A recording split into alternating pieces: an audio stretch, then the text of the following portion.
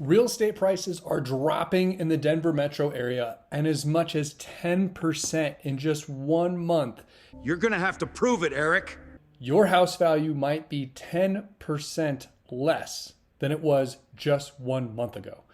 To put that in perspective, if you have a $500,000 house, or at least a house that was worth $500,000 last month, this month it might be worth $450,000. So by the end of this video, I'm going to go into why I'm saying this, what the data looks like, and what it means for you in selling your house in Denver. So here we're looking at a chart that shows the median sales price for all properties that sold in the city of Denver. So this is city of Denver only. It does not include Arvada, Aurora, or any of the cities around it. And in July, it was 547. Now that's a massive drop. See over here it shows minus 4.4%. Now that's a year over year drop. So this is July 2025. If we go back to here, July 2024, we were at 572 because real estate is seasonal. So it is good to look at the year over year change also. So which is not as bad, 572 down to 547. But still there hasn't been a 1 month period this is a 10% drop from 610 down to 547 in just 1 month. That hasn't happened even if you go all the way back to 2008, that's how far you'd have to go to find a drop like this big in 1 month. Are you freaking kidding me?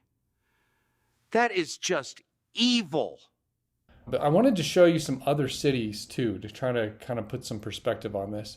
So let's look at Arvada. And so if we look at Arvada, so two things about Arvada. It dropped not by as much month over month. Arvada went from 637 down to 585, which is still a huge drop. It's like 8%. But year over year is 10%. This is what's the major deal. If you look at Arvada, if we go back to the same time last year, July 2024, we're up here at the 650 mark. And now just 1 year later, we're at 585. So that's very significant.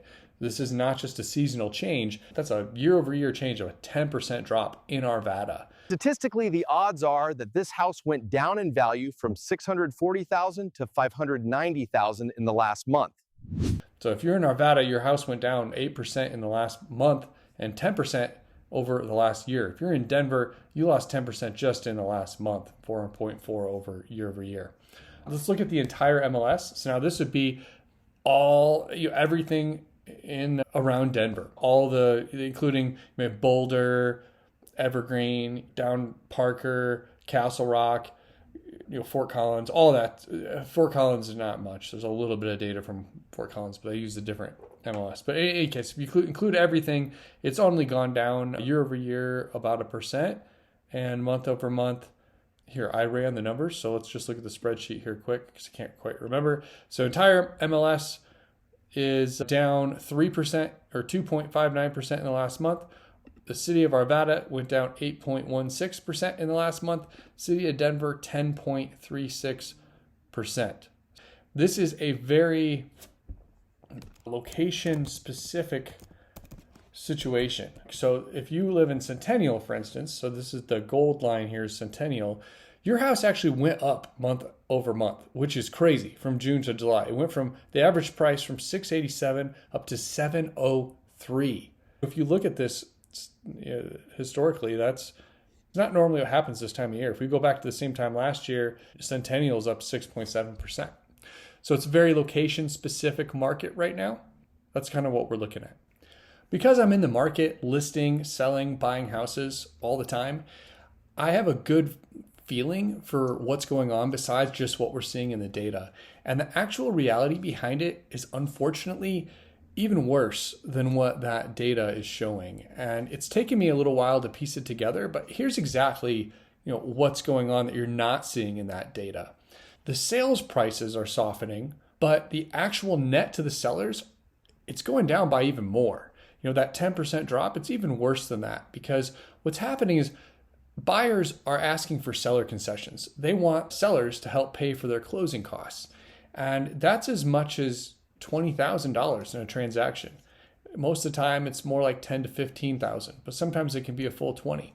And that's not reflected in those average sales prices or median sales prices, both figures. They don't take off the seller concession adjusted. You don't get the median seller concession adjusted sales price, right? And that's the price that matters. That's the price that the seller actually gets. So if you're comparing apples to apples, that's kind of what you'd want to be looking at. But unfortunately, that data is not readily available. I'm not sure how I would get that data point. I can go into any single transaction and see what the seller concessions were for that transaction in the MLS, but I don't see a way to extract a whole table that shows this was the sales price and this was the seller concession. And so because of that, the data is actually showing a rosier picture than what we really have. The seller concession adjusted median sales price is data you want. As the real estate genie, I'm not sharing that number. And you might think, well, a year ago there was seller concessions and last month there were seller concessions. And you're absolutely right. But if we go back 2 years ago, there were no seller concessions. It was very rare. I wouldn't say none, but inventory was super low. It was a competitive environment. And if you wanted to put an offer in that got accepted, you weren't asking for seller concessions. It was just a different market than it is now. And so that skews the number. The second thing that's skewing the number is if we're looking at the median sales price, that is for the median home, right? So the median home that's selling this month isn't necessarily the same as the median home that sold last month. And especially if you go the median home this year to the median home back in like 2023, like 2 years ago. And here's what's changed. Interest rates went way up, and it's taken the first-time home buyer out of the market. The guy that was coming in with 3% down and was using an FHA mortgage and could barely qualify, that person can't get the loan anymore because the debt to income ratio has taken that buyer out of the market. They're not buying.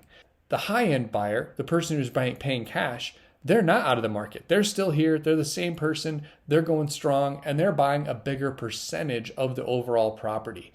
Where before, these aren't real numbers, but it's to demonstrate what I'm talking about. Let's say 5% of the buyers before were cash buyers buying a house over $1 million. Well, maybe that same number of people is 10% of the overall buyers now.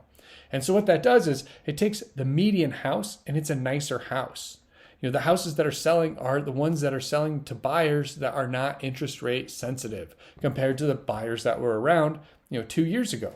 So if we're looking at the median house that's selling, that house is a bigger, nicer house than the median house that was selling before.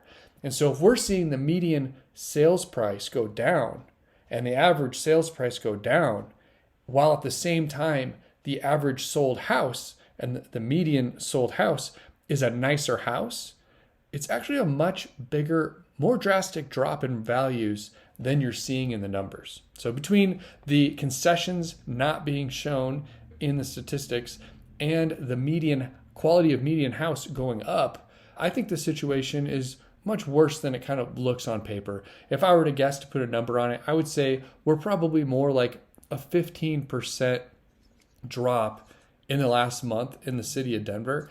And if we're going to look year over year, we're probably sitting somewhere around a 10% to 15% drop year over year on the average house in the entire Denver metro area.